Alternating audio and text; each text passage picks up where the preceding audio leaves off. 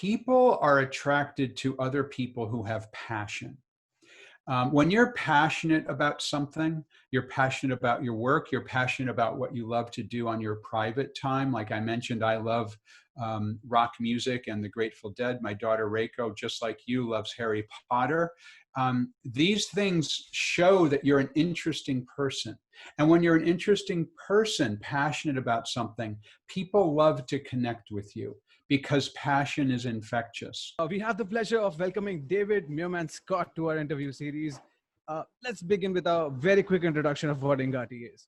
Engati is the world's leading multilingual no-code chatbot platform available across 14 channels with 30,000 bots created across 186 countries in every domain and use case. Engati has also been recognized as a top platform by Inc.com, TechWorld, CIO, and many others. We run the Engati blog, video channel, and the Engati CX podcast, receiving upwards of 300,000 visitors annually. And now for our guest. David Meerman Scott is an American online marketing strategist and author of several books on marketing, including The New Rules of Marketing and PR. David's ideas have captured the attention of respected firms and organizations all over the world, having spoken in over 40 countries and on all 7 continents. His groundbreaking strategies don't just slap new tools onto these. They reinvent the way to engage the marketplace. Also, David has written the newest Wall Street Journal best-selling book, Fanocracy, turning fans into customers and customers into fans. Fanocracy is a rocket fuel used by forward-thinking companies and organizations of all sorts, including those from the most unlikely industries, to inspire and nurture true fans. So welcome, David, to the show. We are so thrilled to have you. Thank you. It's great, very good to be here. Thanks a lot. Thank you. But before we dive into the interview, something really special for all of you audience at the end of this interview. So make sure you stick around and get the benefit of it. So David, jumping right on to the first question, tell us about your mantra, the power of making business personal, passion, connection, and intensity. Yeah, so what I learned during the time that I was studying the marketplace for what became this book that you talked about, which is called Fanocracy, Turning Fans into Customers and Customers into Fans. We spoke with hundreds of people about what they're a fan of. We spoke with hundreds of companies that have grown lots of fans.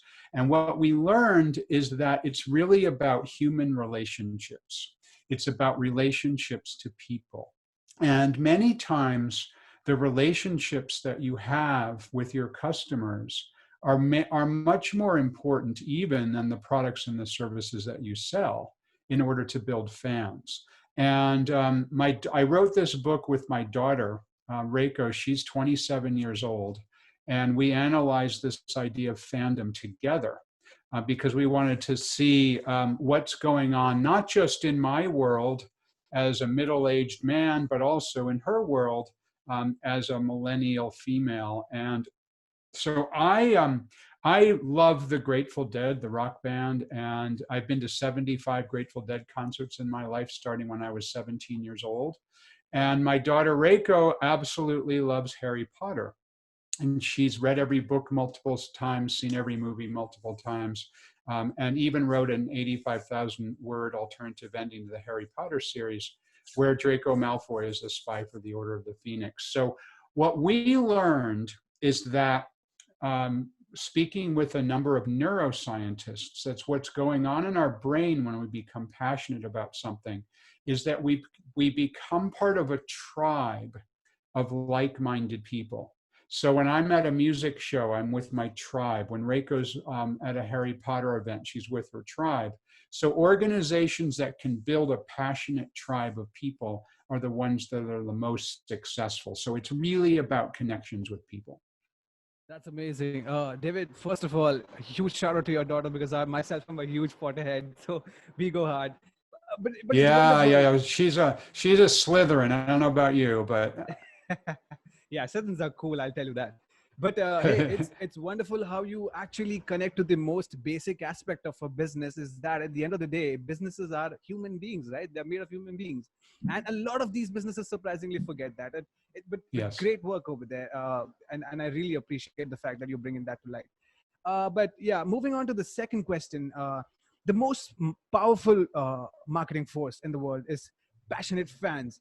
So can you shed some light, more light onto this? Yeah, so again, what we learned is this idea of fandom is incredibly powerful. And we went into this project of researching fandom, which became this book, Fanocracy. We went into the project with the thesis that any organization can build fans. It doesn't matter what kind of organization. And we, in fact, found examples of all kinds, whether it's B2B companies or nonprofits or government agencies. We found an insurance company that has over 1 million fans. The company is called Haggerty Insurance, and Haggerty Insurance does classic car auto insurance. And so this is a business that most people hate. They don't like to buy insurance, and they don't like to buy insurance for their car, and they don't want to have to use the insurance for their car because it means they had a crash. Right. And yet in this business, Haggerty has over 1 million fans. So what they do classic car auto insurance. They go to over 100 classic car auto events around the North America every year. And they're meeting with people who are already fans of classic cars. And when they meet with them, they're having an in-person conversation. They have a YouTube channel where they're providing valuable information. It has over 1 million subscribers. They have a drivers club, an online drivers club with 650,000 members. So all of these things put together means that they're focused not on their product, which is auto insurance. They're focused on building fans. And that has turned them into the #1 classic car auto insurance company in the entire world. And they're going to grow by 200,000 new customers this year. They've had double-digit growth every year since they were founded. So this is the idea of fans. This is the idea of fandom as a way to drive business. Yeah, that's actually amazing and very interesting also, because this is how we are actually creating a kind of like a cult, right? Like an organization that has a similar mindset, and that's pretty powerful right there. It's almost like a Yeah, sports and team it's brand. a lot better approach than how so many companies are only focused on their products and services. Because when you're only focused on your products and services, it means you have to have something to differentiate yourself, whether it's the product itself or the price or some other aspect. And it means it's really easy for somebody to change companies. But if you're a fan of a company, people don't want to switch because they're a fan. That's correct. That's correct. That's almost like building a sports team and a lot of fans that go hard for their sports team, right? Even if that sports team is losing, they're still the fans. Exactly. The merchandise sells at the end of the day. All right. Moving on to the next question, David. How can technology and automation aid in making the customer journey seamless, thus making fans work? Like, how does that kind of like have a seamless transition? I think what's really important here is that they have to work together. It has to be a human approach to technology. Technology alone doesn't work as well as having a human approach to technology. Let me explain what I mean by that. So it's really important that algorithms and other, your business, bots and so on, are really thought through from the perspective of how they're working to make a true human connection.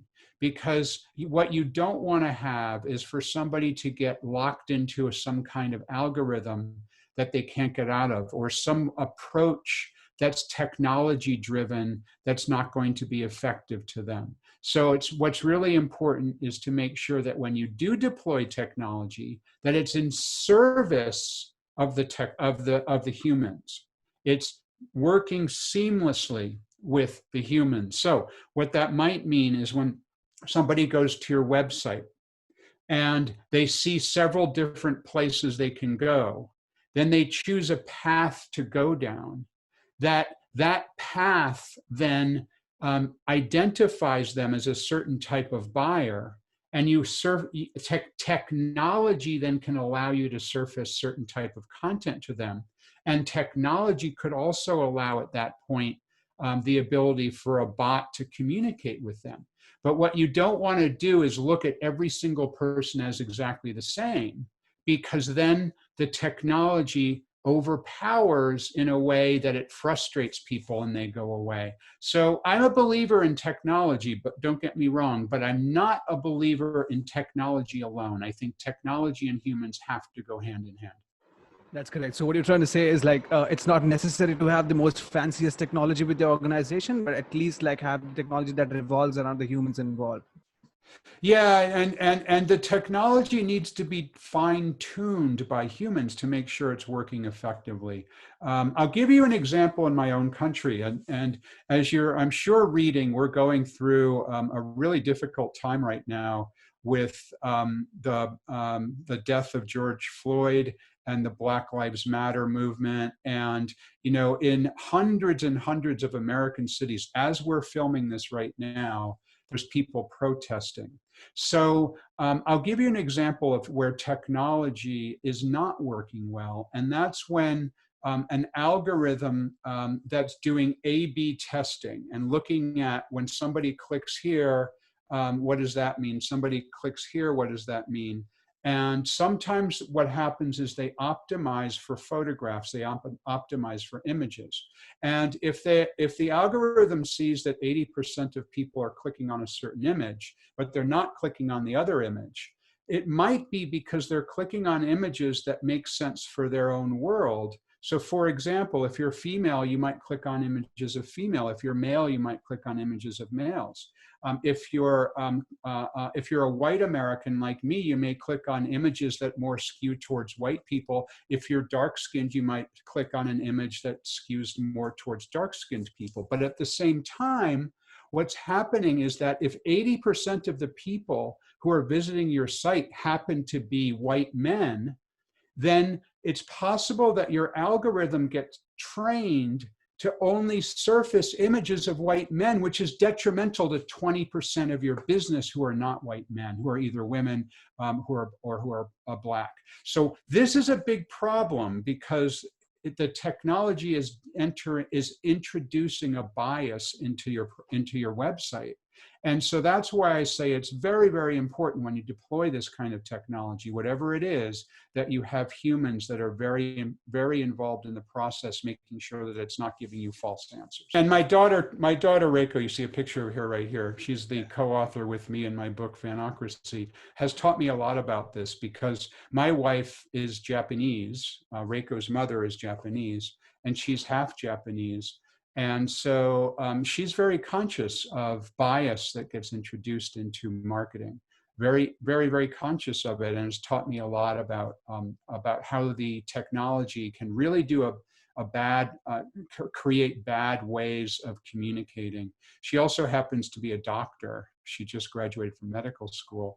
And she talked with me a lot about how in the medical profession, people look at you a different way depending on who you are.